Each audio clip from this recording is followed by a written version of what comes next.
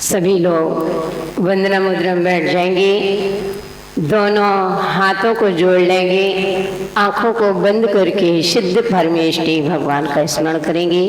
एक बार हम बोलेंगे, दूसरी बार आप सभी लोग एक साथ बोलेंगे।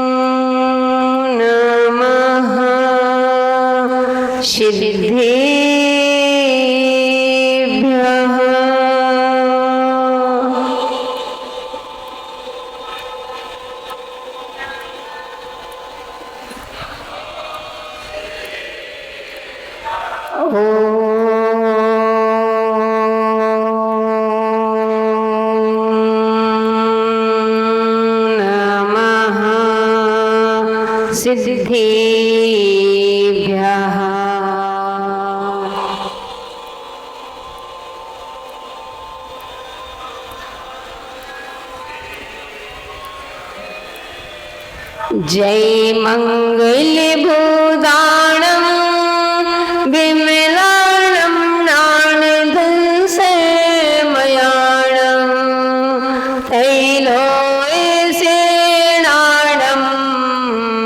नमो सया सव्यसिद्धाणम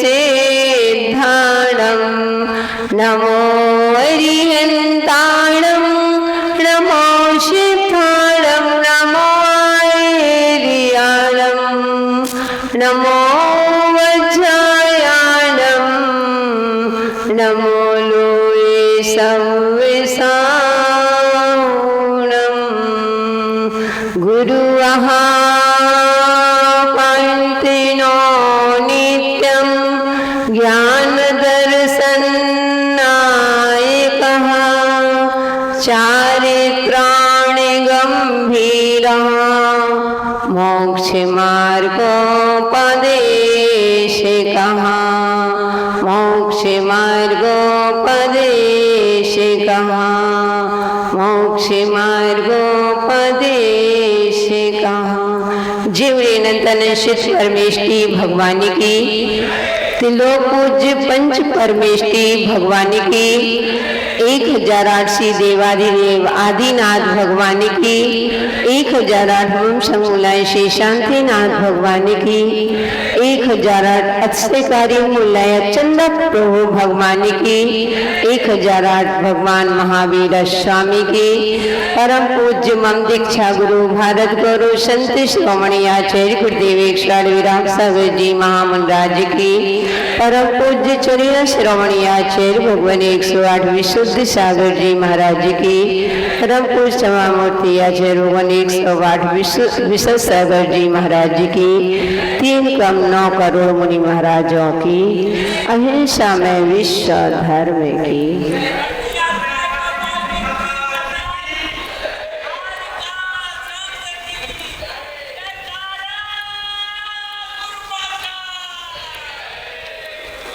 धर्म स्नेही प्यारे प्यारे भक्तात्माओं,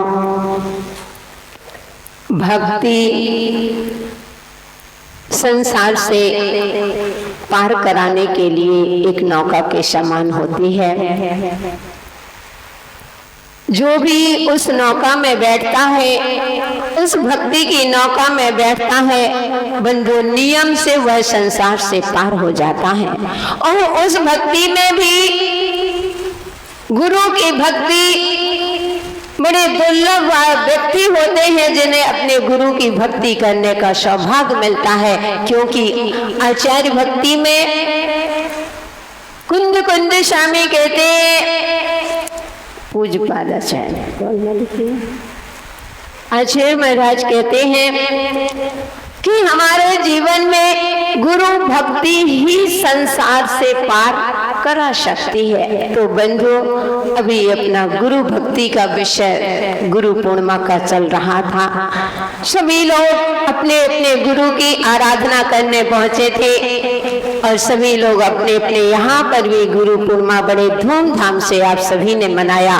बंधु, आपकी भक्ति में इतनी शक्ति है क्योंकि जब हम गुरु भक्ति करते हैं और उसी की हमको इतनी शक्ति मिलती है कि हमारे साल भर की ऊर्जा हमारे अंदर आ जाती है।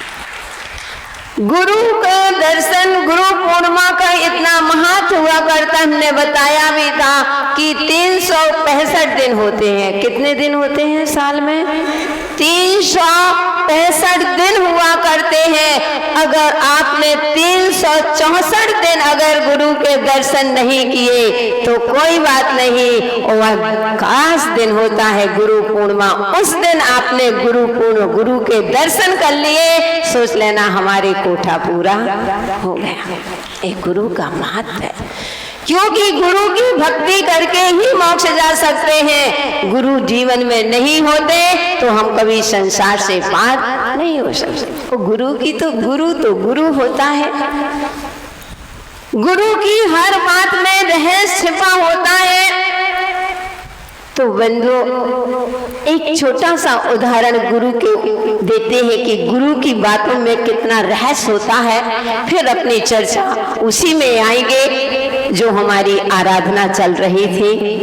वही ताश के पत्तों में से हम दुख में से सुख को ढूंढ करके अपने जीवन को महान बनाने की तैयारी चल रही है, उसी की चर्चा करेंगे। लेकिन उसके पहले आपसे चर्चा करेंगे थोड़ी सी कि गुरु की भक्ति में, गुरु की बातों में कितना बड़ा रहस्य होता है। एक बार एक जैनेतर गुरु थे, एक आश्रम में रहते थे और बंधुओं, एक व्यक्ति था, गरीब था, थोड़ी सी स्थिति अच्छी नहीं थी और उसने सुना सभी लोग आश्रम में जाकर के गुरु जी की सेवा करते हैं, कुछ दिन मैं भी तो पुण्य कमाऊं, गुरु की सेवा करके मैं भी थोड़ा सा कुछ बन जाऊंगा, गुरु मुझे भी आशीष दे देंगे। खैर ये बात माना होना ही नहीं चाहिए कि हमें आशीर्वाद मिल जाएगा तो हम भी सेवा कर ले। नहीं, हमको तो सेवा करना। हमने नमस्कार किया, भले ही गुरु का हाथ उठे या ना उठे, अगर तुमने नमस्कार कर लिया तो तुम्हें तो पुण्य मिलेगा ही मिलेगा। जब हम लोग घर से निकले थे, बार बार आचार्य को नमोस्तु आचार्य, नमोस्तु आचार्य। अब आचार्य अपनी लेखन क्रिया में लगे रहते थे, तो बार बार जब तक आचार्य हाथ न उठाते जब तक नमोस्तु आचार्य, नमोस्तु आचार्य। तो फिर बाद में एक बार तो कुछ नहीं, दूसरे दिन हम लोगों ने कहा आचार्य आपने हमको आशीर्वाद नहीं दिया आज। हमने बोले आपने हमको नमस्कार नहीं किया। गुरुजी कहते हैं आपने हमको नमस्ते नहीं किया, नमस्कार नहीं किया तो आशीर्वाद कैसे मिलेगा? हमने कि कैसे नहीं किया गुरुदेव? हमने 3 बार 4 बार बोला आप लेखन। तो फिर गुरुजी ने कहा हाथ उठा के आशीर्वाद दे, वो आशीर्वाद नहीं। तुमने अगर तहे दिल से नमोस्तु कर लिया तो तहे दिल से हमारा आशीर्वाद भी आपको मिल गया। तो बंधु गुरु, तो वह व्यक्ति सोचता है मैं जाकर के थोड़ा सा पुण्य कमाऊं, मुझे भी अपने जीवन में कुछ करना है। और वह गया गुरु की आश्रम में रहने लगा, गुरु की खूब सेवा करता, इतनी सेवा करता। अब उसको वापस भी जाना था तो उसने कह दिया कि गुरु जी मेरी बहन की शादी है, 6 महीने बाद मैं जाऊंगा। गुरुजी कहते हैं ठीक है बेटा तुम चले जाना। अब 1 महीना हो गया, 2 महीना, 3 महीना, अब मात्र 1 महीना बचा। उसने कहा गुरुजी अब मुझे घर जाना पड़ेगा, मेरी बहन की शादी है। गुरुजी कहते हैं बिल्कुल विकल्प नहीं करो, अच्छे से चले जाना। 15 दिन अब उसने सोचा तो गुरुजी कुछ कह ही नहीं रहे, ना कुछ दे रहे हैं, ना कुछ भक्तों से करवा रहे, क्योंकि बहुत गरीब था। लगता था कुछ सहयोग कर दे कुछ लोग तो मेरी बहन की शादी हो जाए। बंधु अब अंतिम 8 दिन पहले कहता है गुरुजी मुझे थोड़ा सा, मेरी विनती है, मेरी बहन की शादी है, मुझे। गुरुजी कहते बेटा मेरा पूरा ध्यान है, तुम विकल्प नहीं करो। उसने कहा, लास्ट दिन था, उसने कहा गुरुजी आप चलिए। तो बोले बेटा मैं तो नहीं जा पाऊंगा, तुम जाओ, आशीर्वाद है। तो मेरे बदले में मैं एक असिस्टेंट को भेजता हूँ, तुम्हारे साथ एक असिस्टेंट को भेजा और उसके साथ 5 किलो अनार दे दिए। कितना? 5 किलो अनार जाते हैं दाने में। 5 किलो अनार दे दिया और कहते हैं जाओ बेटा 5 किलो अनार ले जाओ, तुम्हारी बहन की ऐसी शादी होगी कि दुनिया देखती रह जाएगी। अब उसको बड़ा खराब लगा, विचार करता है कि देखो गरीबों की कोई नहीं होते हैं, क्योंकि सोच बड़ी जल्दी नेगेटिव सोच आती है। सोच हमारी कोई थोड़ा सा हो जाए तो इतनी जल्दी सोच गलत होती है। तो भाई कहता है, सोचता है, निकल तो गया, 5 किलो से अनार उसके हाथ में थे, थैले में थे। रास्ता भर सोचता गया कि देखो गरीबों के कोई नहीं होते, गरीबों के कोई नहीं। मैंने तो इतनी उम्मीद रखी थी कि गुरुजी, ठीक है गुरुजी के पास नहीं है, लेकिन कुछ भक्तों से कह के थोड़ा सा, बहन की शादी है, पिता है नहीं है, मैं क्या करूँगा। उसने कहा, अब जो असिस्टेंट गया था उससे भी कहीं गुरु को ऐसा करना चाहिए।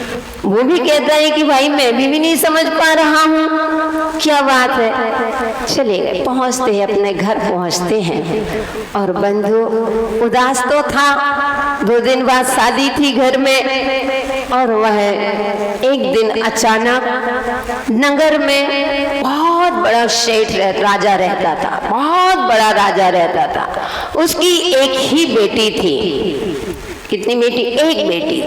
एक बेटी, उसको ऐसी बीमारी हो गई और डॉक्टर ने कहा कि इसको जो दवा दी जाएगी तो अनार के जूस से दी जाएगी।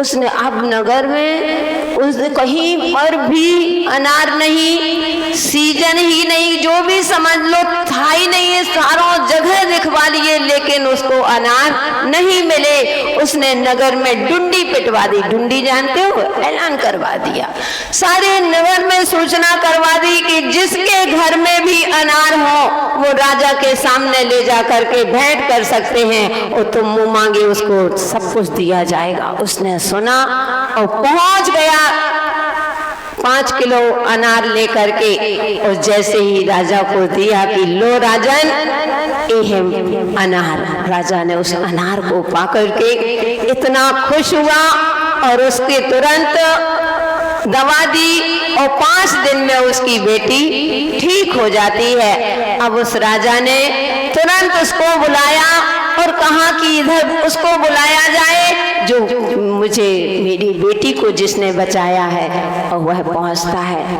राजा कहता है कि हे मानव, अगर तुम मुझे अनार नहीं देते तो मेरी बेटी मेरे हाथ से चली जाती, इसलिए आज मांगो, तुम जो मांगोगे वह तुम्हें दिया जाएगा। वह कहता है कि राजन मुझे कुछ नहीं चाहिए, बस मेरी बहन की शादी होनी है, उसमें जो भी थोड़ा सा बहुत सहयोग। तो वह राजा कहता है कि बेटा वह एक मेरी बेटी है और तुम्हारी बहन ही मेरी बेटी है, लाओ मैं उसका कन्यादान करूंगा। और बंधु उसने ऐसी शादी की, ऐसी शादी की कि सारा नगर देख के रह गया उसकी इतनी। तो ये होती है गुरु की सोच। इसलिए कभी भी गुरु क्या कहते हैं, कभी मना मत करो, कभी मन में संकल्प विकल्प मत करो। गुरु की बातों में बड़ा रहस्य छिपा होता है। और मैं भी आप लोगों से कहती हूँ कि छोटी सी जिंदगी है, छोटी सी जिंदगी है, हर बात में खुश रहो। छोटी सी जिंदगी है, हर बात में खुश रहो। आने वाला कल किसने देखा, आज में ही तुम खुश रहो। इसलिए बंदो अपने जीवन में बी पॉजिटिव। वही बात चल रही है कि अच्छा सोचो तो वह मानो उस ताश के पत्तों में अच्छा ही तो सोच रहा था। एक पत्ता हो गया था, एक पत्ते का त्याग कर दिया, दूसरी देखी पुण्य पाप की बात हो गई, तीसरे में देखा था तो क्या हुआ था? श्रावक की। बहुत अच्छे। किसने बोला था श्रावक? आपने बोला। बहुत अच्छे, बढ़िया, कम से कम सुना तो है। खुशी इस बात की है कि भले कुछ भी समझ में ना आए लेकिन थोड़ा बहुत तो पॉइंट तो समझ में आ ही जाता है। अगर पॉइंट समझ में आ गए तो सब कुछ समझ में, साफ समझ में आता है। तो बंधुओं, तो हमने तीसरे में श्रावक श्रद्धावान, विवेकवान और क्रियावान बने थे, इसीलिए तो हम सच्चे श्रावक बने थे। लेकिन थोड़ा सा उसमें सुधार भी कराएंगे। अभी श्रावक बने हो, थोड़ा सा अभी विवेक में कमी है। जब आप पूजन करते हो, अभिषेक करते हो, तो मंदिर में वेदी में थोड़ा सा छोटी भी है, लेकिन चंदा बाबा की इतनी कृपा है कि कितने भी आ जाओ उसमें सब समाविष्ट हो जाते हैं। लेकिन मेरा आपसे कहना है, थोड़ा सा विवेक से अगर हम काम लेंगे। आज थोड़ा सा गलती हो गई है, जान के कोई नहीं करता। शांति धारा हो रही थी और शांति धारा के बाद श्रीफल भगवान के ऊपर गिरता है, तो भगवान थोड़ा सा समझ गए। तो अब मेरा इतना है कि करो, अंदर से ही करो, लेकिन सब अभिषेक कर लो। जब शांति धारा का समय आता है तो आप सभी लोग बाहर आइए। जो शांति धारा करने वाला होगा वो अंदर रहे, पुजारी यहाँ रहे, और सारी महिलाएं इस चौक से बैठ करके अभिषेक देखेंगे। सही है ना? ये आपका विवेक, क्योंकि बंधुओं अन्य क्षेत्र आए थे पुण्य कमाने के लिए, वो पाप का बंद हो जाए तो हम कैसे श्रावक, कैसे हमारा विवेक, तो इतना तो सुधार हो सकता है ना। तो शांति धारा 2 लोग 3 लोग जिनको करना है, 2 जने इस तरफ से हाथ लगा लो, 2 जने इस तरफ से। तो चलो, अपन ने देखा, अपनी बात बीच में रख देते क्योंकि कहने का समय फिर नहीं मिलता है। तो विवेकवान, श्रद्धावान और क्रियावान बने। अब तीसरा चौथा पत्ता देखा था हमने, कौन सा था? संयम का नहीं, संयम का नहीं। 4 जीवन के 4 भक्ति के 4 आयाम देखे थे। पहला देखा था समर्पण, दूसरा देखा था प्रार्थना प्रेम, तीसरा देखा था प्रार्थना और चौथा देखा था प्रतीक्षा। इतनी प्रतीक्षा थी कि चौथे पत्ते के बाद 3 दिन का प्रतीक्षा तुमको करना पड़े। इसलिए आज 5वीं पत्ती खुलती है। देखते हैं वह 5वीं पत्ती क्या कहती है। चलते हैं उस बी पॉजिटिव अच्छी सोच की तरफ चलते हैं, क्योंकि बंधुओं जितनी बड़ी सोच रखोगे उतने जीवन में बड़ा जादू होगा। हम करेंगे एक आध बार, आपको प्रवचन में समझाएंगे कि बड़ी सोच का बड़ा जादू। आपको पता चलेगा कि हमारी सोच से कितना प्रभाव पड़ता है और घटिया सोच से हमारे जीवन में क्या प्रभाव पड़ता है। तो चलते हैं। 5वीं पत्ती क्या कहती है? 5वां कहता है भाई 5 पाप है दुखदाई। 5वां कहता है भाई 5 पाप है दुखदाई। 5 महाव्रत पाना है, 4 5 जगाना है। 5वां गति पाकर हो, 5वां गति पाकर फिर मौज उड़ाओ रे। गुरुओं का आशीष हमें जब मिल जाए रे, गुरुओं का आशीष हमें जब मिल जाए रे। तो बंधु 5वीं पत्ती को देख करके वह चिंतन करता है कि पाप कितने होते हैं? 5। भैया लोगों में कौन बताएंगे कौन कौन से पाप होते हैं? पीछे बताओ। हाँ खड़े हो जा। नहीं, अरे क्या नाम तुम्हारा? नाम हर्षित। अर्चित अर्चित अर्चना करते करते पाप तो गला, मतलब पापों को गलाना ही पड़ेगा। तो बोलो पाप कितने होते हैं? कौन कौन से? झूठ, चोरी, परिग्रह थोड़ी कहलाएगा। हिंसा, झूठ, चोरी। अब तीन तुम दो तुम बताओ। खड़े हो जा भैया, आपका नाम। अरे नहीं बनता है, कोई बात नहीं, कभी नहीं भूलोगे, अपन को पता है। कोई ये थोड़ी है हम आपके हो आप हमारे हो, ये कोई नहीं है कि ये सभा में है कि वो नहीं बनता। हमारे गुरुजी कहते हैं अगर जो सभा में किसी ने पूछ लिया, अब उसको अगर हमसे नहीं भी बना, दूसरों ने बता दिया, उस प्रश्न को हम जीवन में कभी नहीं भूलेंगे क्योंकि हमसे बना नहीं था। तो हिंसा, झूठ, चोरी, कुशील और परिग्रह, I am money money money, यानी कितने पाप हो बैठ जाओ, कितने होते पाप? 5 होते हैं। हिंसा, झूठ, चोरी, कुशील और परिग्रह, ये 5 पाप होते हैं। इन 5 पापों के कारण से बंधुओं हमेशा हमारा जीवन नरकों की यात्रा करता है। आज से यह जीव नरकों की यात्रा करता आ रहा है। जब नरकों में गए थे, एक बार प्रभु से यह जीव इतना तड़प रहा था, भगवान मुझे एक बार मनुष्य जन्म मिले, एक बार मनुष्य पर्याय मिले, मैं इतना धर्म करूंगा, इतना धर्म करूंगा कि पाप का नामो निशान ही नहीं रहेगा। भगवान मैं इतना धर्म ध्यान करूंगा, मुझे एक बार मनुष्य पर्याय मिल जाए प्रभु। ऐसे तड़पते थे और उस तड़पते हुए में कैसे निकल आए? जैसे महिलाएं पॉपकॉर्न फोड़ती ना, पॉपकॉर्न जानते हो? पॉपकॉर्न फोड़ते हैं टाइम पास, उसको टाइम पास कहा जाता है पॉपकॉर्न। जब कढ़ाई में आप चना कहो अथवा पॉपकॉर्न सेकते हो तो उसमें से एक चना अथवा एक पॉपकॉर्न उछट करके बाहर आ जाता है। ऐसा यह जीव तड़प रहा था, तो एक बार तड़प कर उस नरकों से निकले। फिर भी 1 इंद्री बने, 2 इंद्री, 3 इंद्री, 4 इंद्री, 5 इंद्री, कितनी बार हमने बने। वो जाकर के हमने कौन से पुण्य के उदय से मनुष्य पर्याय में आ गए और पुण्य किया था कि चंदा प्रभु के शरण में रोज हम बैठे हैं, चंदा प्रभु के दर्शन मिलते हैं। और पुण्य का उदय था कि तुम्हें गुरुओं का सानिध्य मिल रहा है, वो बिना मांगे मिलता है। इससे ज्यादा पुण्यशाली कोई हो ही नहीं सकते। हम किसी को, हर नगर वासियों को पुण्यशाली कहते हैं, लेकिन मैं कहती हूँ हम कितनी बार चर्चा कर चुके कि 12 बंकी वालों जैसा पुण्य बड़े दुर्लभ लोगों को मिलता है। हम अपने से, हम कहाँ जा रहे थे? गुरु जी ने पूरी आज्ञा सलेहा के लिए दी थी, लेकिन 12 बंकी वालों का 1 इंद्री से लेकर 5 इंद्री जीव का इतना पुण्य था। चमत्कारी अतिशयकारी चंदा प्रभु भगवान का इतना चमत्कार था कि वहां कदम न जा करके अपने आप कदम इधर बढ़े। और इधर आके भी ऐसा नहीं लगा हमको कि बिना बुलाए मेहमान हैं, कैसे आ गए। नहीं, भक्ति में कोई कमी नहीं। तो बंधु इतना पुण्य, लेकिन हम मनुष्य पर्याय में आकर के हम उसी में रच पच गए। क्या हमारी दिन भर में कितनी हमसे हिंसा होती है?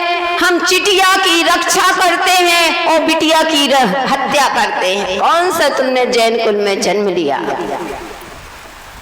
अगर बेटी गर्भ में आ गई तो गर्भपात कराते हैं, बेटा हुआ तो खुशी मनाते हैं। तो किस काम का तुम्हारा धर्म? जिस धर्म में हमारे एक जीव को मारना भी पाप कहलाता है, और तुम 5 इंद्री जीव की हत्या करोगे तो कैसे तुम्हारा जीवन चलेगा? यहाँ तक कि आगम में लिखा है, हम अपनी बात नहीं आगम की बात बता रहे हैं। जिस महिलाओं ने एवर्सन करवाया है उसको कहते जिंदगी भर का शोषक लगता है, उसके हाथ से कभी हार नहीं लेना चाहिए। आगम कहते वो नहीं है तो कम से कम गुरु के पास जाकर के कोई पाप किया हो, हिंसा की हो, क्योंकि वहां पाप होता है 5 इंद्री जीवों की हिंसा करना। अपने यहाँ 1 इंद्री की हिंसा नहीं कहते हैं। आज डॉक्टर के, आप लोग डॉक्टर के अनुसार चलते हो। डॉक्टर ने कह दिया हरी हरी घास में चलो, आंखों की रोशनी बढ़ जाएगी। और आज के व्यक्ति मानते नहीं है। पाश्चात्य संस्कृति में जाने वाले आपकी दौड़ पाश्चात्य संस्कृति की ओर जा रही है। और हमने कल बताया था कि पाश्चात्य संस्कृति की, जिसकी पाश्चात्य संस्कृति की ओर दौड़ रहे हो, वो जब भी सूरज पश्चिम में गया है तो क्या हुआ है, डूबा ही है। इसलिए हमारी दौड़ भले ही पाश्चात्य संस्कृति पर चल रही है कि लोगों ने कह, डॉक्टर ने कह दिया सवेरे से मॉर्निंग वॉक में जा रहे हैं, हरी हरी घास के ऊपर चल रहे हैं और कहते हैं कि हमारी रोशनी आ जाएगी। हे जीव, किसी को दुख देकर के कभी तुम सुखी पाओगे क्या? ठीक है, आत्मा तो उसकी वही है जो तुम्हारी आत्मा है, वह उसकी भी आत्मा है, चाहे चींटी की हो हाथी की हो, आत्मा सबकी एक होती है। बस पर्याय में, जिस पर्याय में गए तो उस पर्याय में, उसमें कहते हैं हरी घास में चलते हो।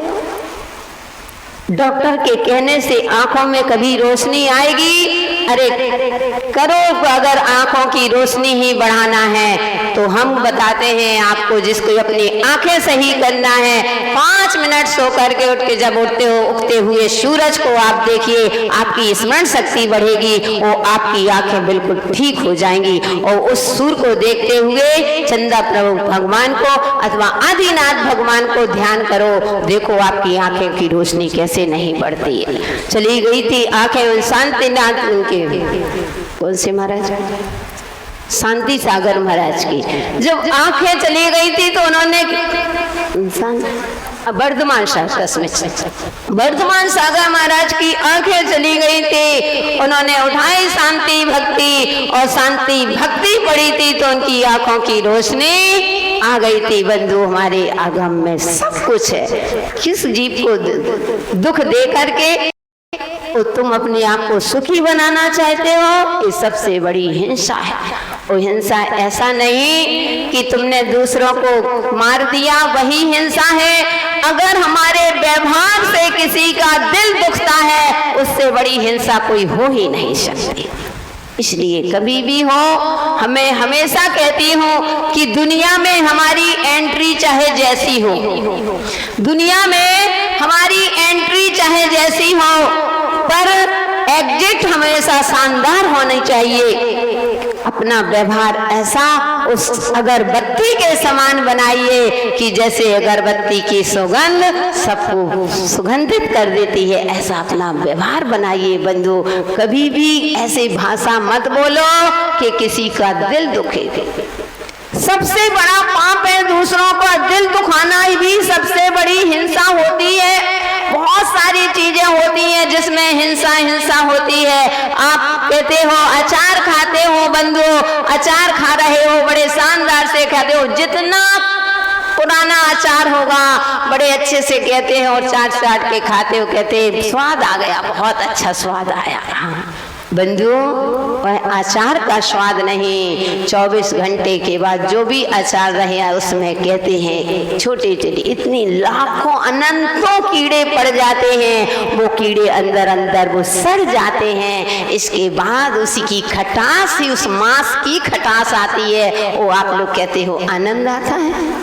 हम छुड़वाएंगे नहीं, बैठे रहना, बिल्कुल त्याग नहीं कराएंगे, लेकिन बात परिचय करा रहे हैं कि जब परिचय करा दिया कि इतना पाप लगता है और हम कहते हैं कि माता जी हमारी दिशा नहीं बदलती है। अरे एक दिशा कैसे बदलेगी भोले प्राणी, पहले सबसे पहले अपनी दशा तो सुधारो।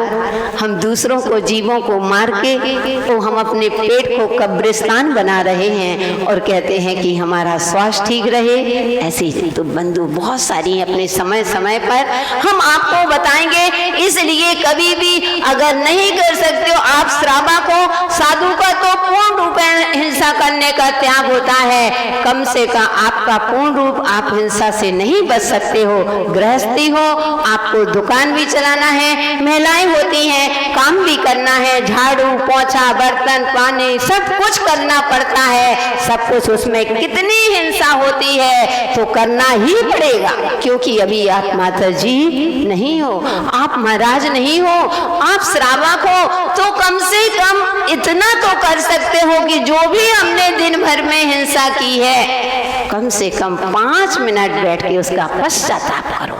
कि हे भगवान, आज जो भी मैंने पाप किए, जो मैंने पाप किए हो वह सब माफ करो। खड़ा अदालत में हूँ स्वामी, अब इंसाफ करो। मेरे अपराधों को भगवान आप क्षमा कर दो। मेरा अंतिम मरण समाधि तेरे कि ये भगवान जो मैंने पाप कियो नहीं है यार, बिल्कुल तहे दिल से। ऐसा नहीं माता जी ने कहीं भगवान जो हमने दिन भर में पाप किए हो सो माफ कर दो, ऐसे नहीं, तहे दिल से करो। हे भगवान, जो भी मैंने आज दिन में झूठ बोला हो, चोरी की हो, कुशील किया हो, परिग्रह रखा हो, मायाचारी की हो, छल कपट किया हो, हे भगवान मेरे सारे पापों का क्षय हो। तस्मिच्छामि दुक्खड़म, क्या बोलना है? तस्मिच्छामि दुक्खड़म। अगर आपने इतना कह दिया, बंदो लाइन बन चुकी थी, वह लाइन फीकी जरूर पड़ेगी। पश्चाताप से क्या नहीं होता है?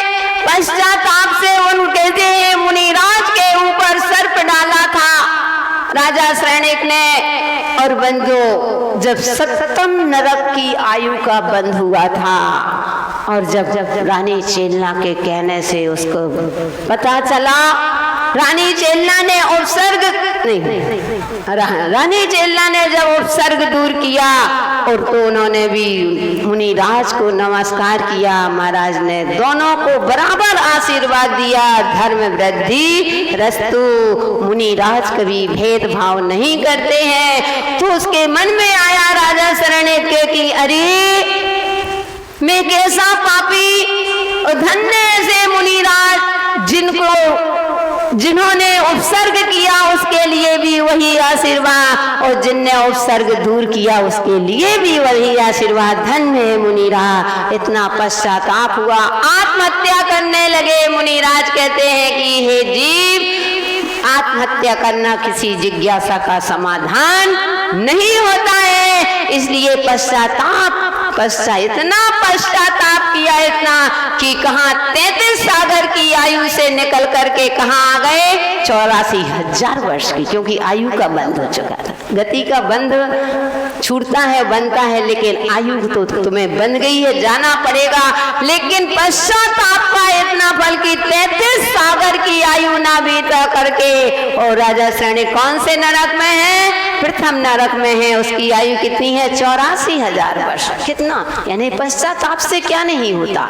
तो सब कुछ करो एक बार दिन में बंधु, अपने जीवन में पश्चाताप 5 मिनट के लिए। हमने कहा घड़ी से देख करके, हमको भी घड़ी दिख गई है, समय आपका हो गया है।